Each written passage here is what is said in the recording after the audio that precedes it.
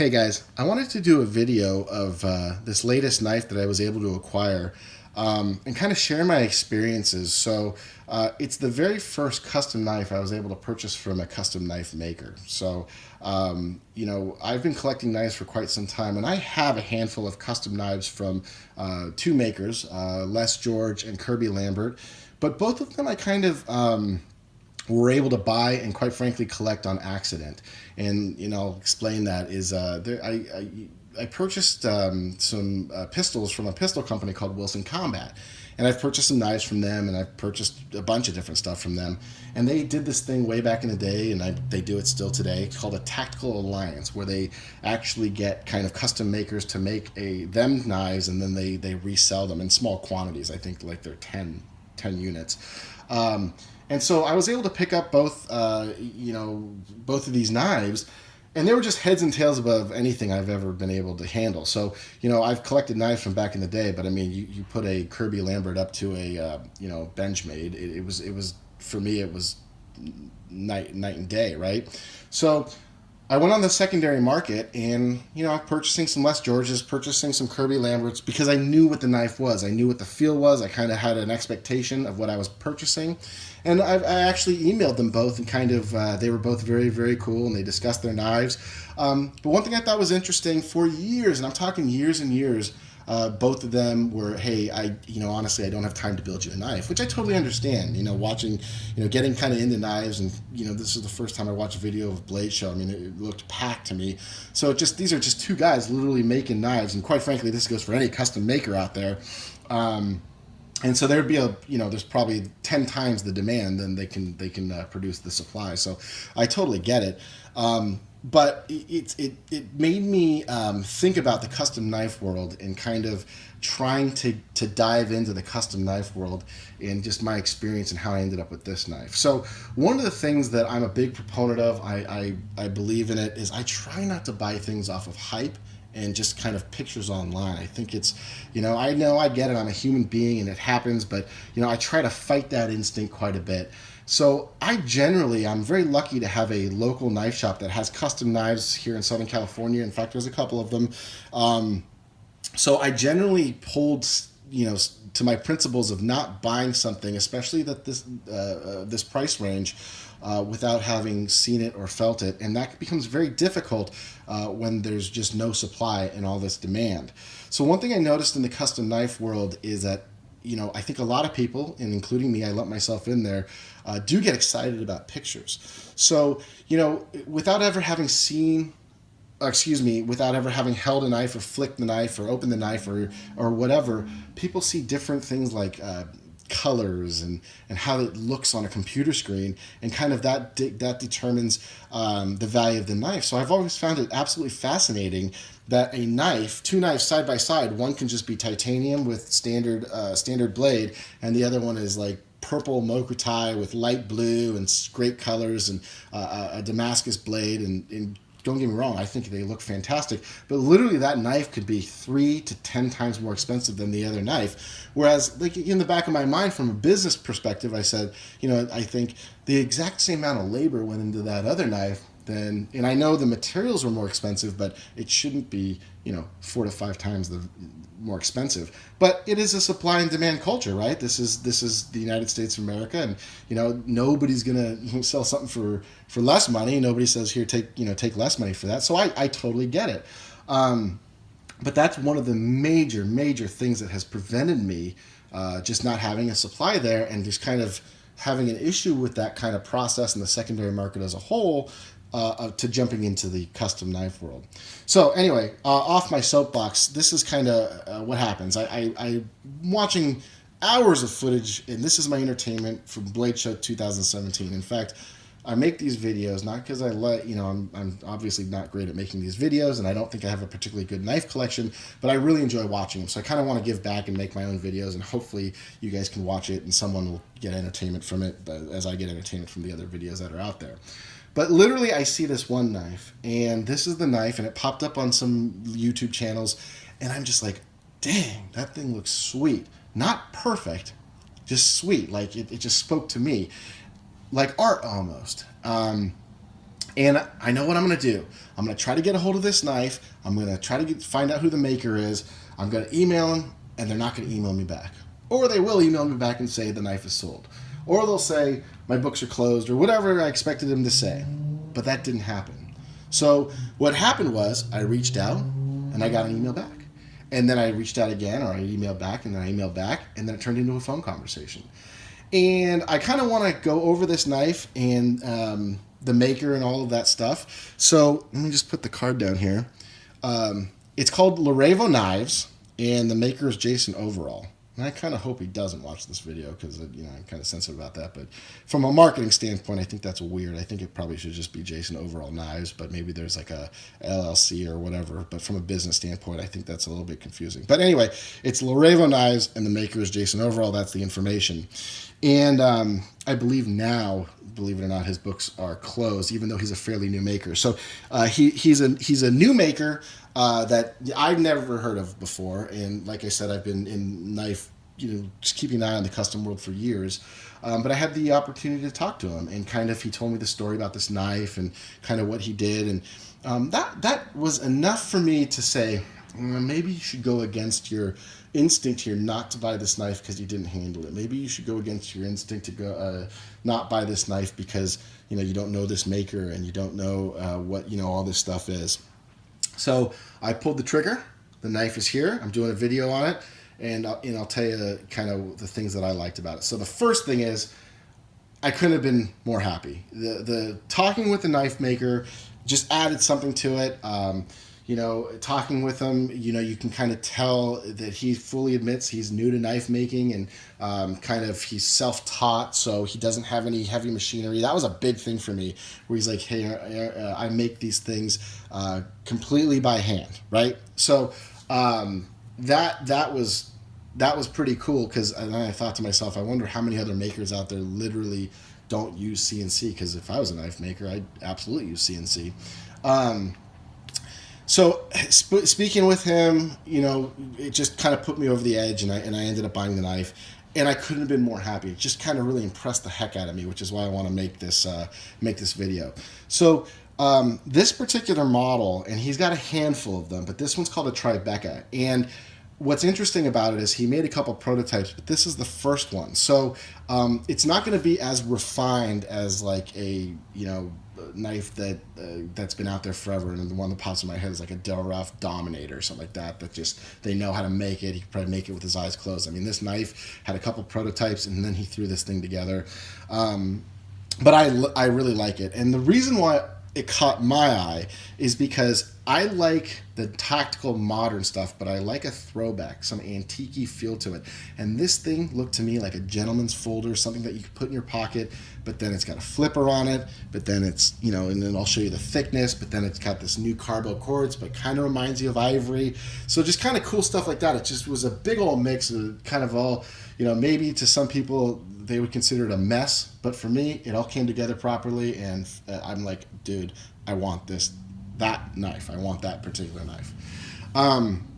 So as Jason explained it to me, it's a pretty big knife, and actually, let me see if I have a knife to compare it to. Here we go. This is a large Sebenza, so you can see it's a pretty big knife. It's fairly heavy. It's pretty bulky. Let me put it up here, and it's made out of Carboquartz. And I'm sure, I haven't seen a lot of it. I did some research on it before I purchased this. I'm sure it'll be common later on, but it's kind of a new material where they infuse quartz and carbon fiber, and so you can kind of get these patterns here. You know, some very expensive watch companies use it. I'm sure I think they use it on race cars or whatever. So I'm sure you'll see it. So that's not the reason why I purchased it. I do know Carboquartz now is kind of trendy, but for me, this might as well have been an ivory micarta scale with some, you know, some distress put on it. You know, that's kind of what it looked like to me. But like I said, I was looking for kind of the mix of antique-y old with the new stuff. But anyway, it's Carboquartz, and that's on both sides. I'll show you. Oh, and one thing about Carboquartz is it doesn't do it justice, these pictures. I mean, it's cool to have this distressing here, but and I'm not in natural light, but you can kind of pick it up. It's got this, like, all these little patterns, kind of like a microchip, that if you hit it under certain angles, it just lights up. It's pretty cool stuff. And like I said, I hope Jason's not watching this. I realize, you see some makers that really know how to use this stuff, and that stuff pops beautifully.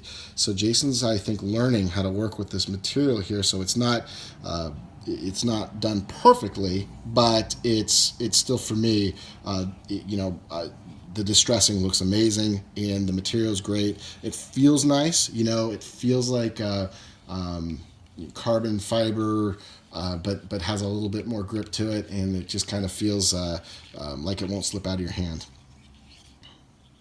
And there's some of the, and when you rub it completely off, that's just pure slick carbon fiber back there. But here it's much grippier. Anyway, so it's got the Carboquartz scales. It's a liner lock. And he normally does, like I said, kind of crazy, colorful things, because you can kind of, he builds everything by hand, and he works with just about every material out there, which is kind of why he's messing around, I think, with Carboquartz here. But for this particular knife, he just went with a nice, satin finish to it, which I like. Again, if it had some color to it, I think it would lose its antique-y feel for me. And it looks like a gentleman's folder, but obviously it's a flipper. And I love the damasteel. It does look really, really nice. And especially on this knife, I just thought it looked fantastic. So it gives it like a classical look element to it. And pretty much the reason why I purchased this knife is because of the thickness of the blade. I thought it was pretty unique. This is damasteel, but it is, I believe, a little bit over, or just exactly at 0.20. Yeah. So, I like big, thick knives, and I've just never had seen a maker try to, use this much damasteel, and I just think it came out perfect for the size of this knife and kind of the overall look to it. And I'm going to pull out a Praetorian tie here. Take a look at this guy. This one I just picked up here, and you can see. This is 0.270. They're pretty close. So it's in between a Praetorian and a Praetorian tie. So this is actually thicker than a Praetorian, but a little bit thinner than a Praetorian tie. But it's cool. You can see it's about as thick as a Praetorian tie. So if you don't like really big, chunky, thick knives, you probably won't like the Tribeca. I like the big knives. Like I said, I'm in Medford, so this one was perfect for me. So when I got it, I wouldn't say high expectations for it. It was kind of, you look at it, and it looks like it was built by hand. It looks like, it doesn't have the computerized sharp lines. It looks very organic, and that's a good word for it. But again, that's kind of what I liked about it. Gave it the classical look to it. I'm sure as Jason becomes more prominent and gets a lot more orders and things like that he might get CNC. So I think the designs might tighten up out there. But, that wouldn't have made this knife special for me. I wanted it because it looked organic. But he explained to me, so he used the 270 thickness here. And he did a back spacer that actually is a two-piece. And one thing that he does, and I don't know if he does it on all his knives, you can see that backspacer pops up slightly. And I don't know if I would like that if it didn't have a pattern, but because that this is damasteel, it looks sweet, and I love it. So I think he does it with like Damascus and things like that. So as long as it has a pattern, there's a reason for it. I think that's very, very cool. And the clip is made out of damasteel as well, which I think is just for the look. It's a pretty thick, heavy clip. This thing ain't going anywhere. So, but it functions properly. I've carried this thing around, and it does fit in your pocket, and it's not too hard to get in and out. It's just not the most functional clip that's out there. He did the damasteel pivot collars as well. Okay, so things that I like about this knife, and I apologize if you are a custom knife guy and you're a custom knife collector, maybe this stuff is all absolutely normal, but for me, it was pretty amazing. First of all, the action, which I thought I wouldn't like, is insane. So I passed detent here. I'm just going to turn it to 90 degrees, and boom, it closes. And it closes pretty quickly, actually. In fact, we had a conversation about that, and I didn't know if I would like it to close that quickly, because this thing is running on ceramic bearings, and you can take a look here if I can get it in frame. I mean, it just closes. So he said basically he does it by hand, and he knew he was going to enter this for best new maker, he said. So he spent a lot of time tuning it. So there's no blade play, there's nothing like that, and this thing feels like a freaking, like a revolving wheel. I mean, this thing just wants to spin. But he said that that's kind of the in thing right now. That's what people like, that blades that close on themselves. So it feels really unique. I've never held anything quite like it. So when it's in 90 degrees, that blade's coming down. And one thing that I like about it too is that you can see he brings the blade all the way out to the scales here. So if I need to close it, I just keep my finger there and I can rotate it through. So even if I'm at 90 degrees, and then I let it go, and it'll close, right? So I figured that out. So I'm actually be comfortable using this knife now. I'd actually be comfortable carrying it, because at first I was like, I don't know if I'm going to carry it. I don't know if I'm going to use it, because I don't want to cut my own finger when I'm using this knife. Little touches that he's done I thought were pretty amazing. Again, if this is on custom knives, then that's crazy. But he's chamfered this little area out, and he's done it on the back spacer, and that's if you take your finger and slide it along, it just has a little groove for your finger. I think that's pretty neat. That's actually one thing that this knife really excels in.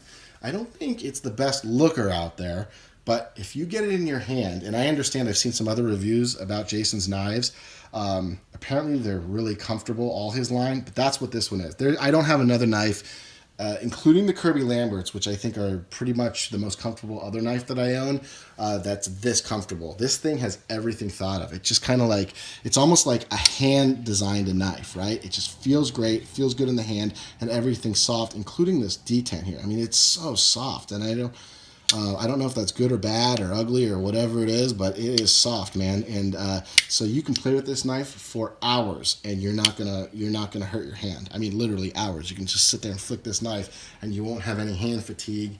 And it feels great, and you're not gonna tear up your hand like you would on the Medfords, right? So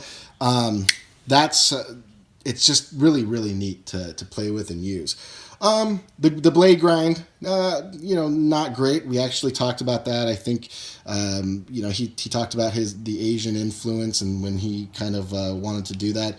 I'm not a big, I take that back. I do appreciate certain blade grinds. I think he's starting to do the hollow grinds now, but you can tell that he's learning, and I think later on he'll have some really nice looking blade grinds. But, this one, it really is the material here that jumps out, not necessarily the grind. It's sharp. It's not super sharp. One of the biggest compliments I can give to a knife is to put it on my wicked edge and give it an edge. That means I'm going to use it. I haven't done it with this knife, and I don't think I'm going to do it.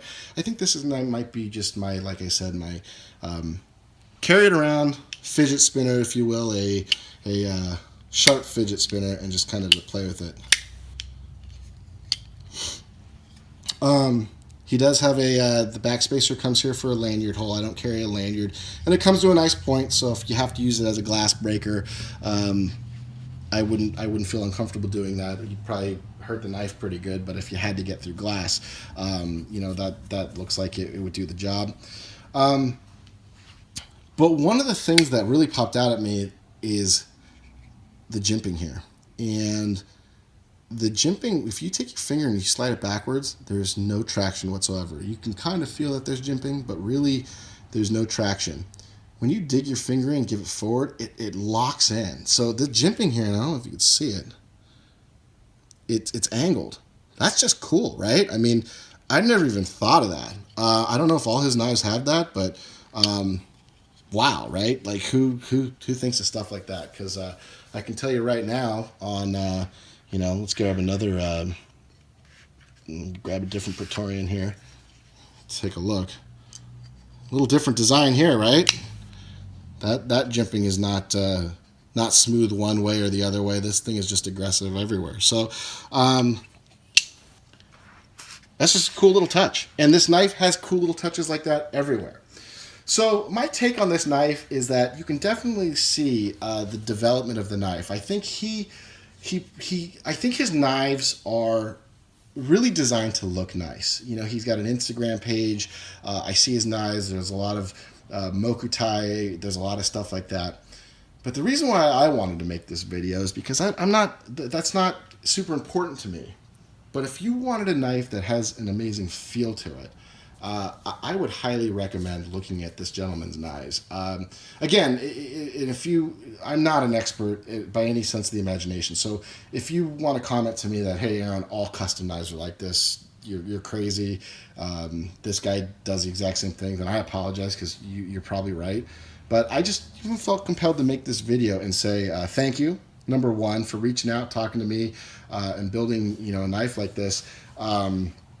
And you know, two, just kind of the thought that went into knives. So I really like learning. I love discovering new things, and this was kind of a new discovery. So I will be buying more knives from him, you know, and I'm not going to lie to you guys, I'll probably do what everyone else does, and it'll make it nice and shiny and purple with swirls all over it, and it'll look really, really cool. But it will feel really good as well. So again, I'm just going to put this right here and end the video. If you have any questions, comments, please let me know. But I'm really proud to own this knife. I really do like it. And Jason, if you watch this, I hope I wasn't too hard on you, but I just wanted to give my honest opinion about a knife that I really, truly enjoy. All right. Thanks a lot. Bye-bye.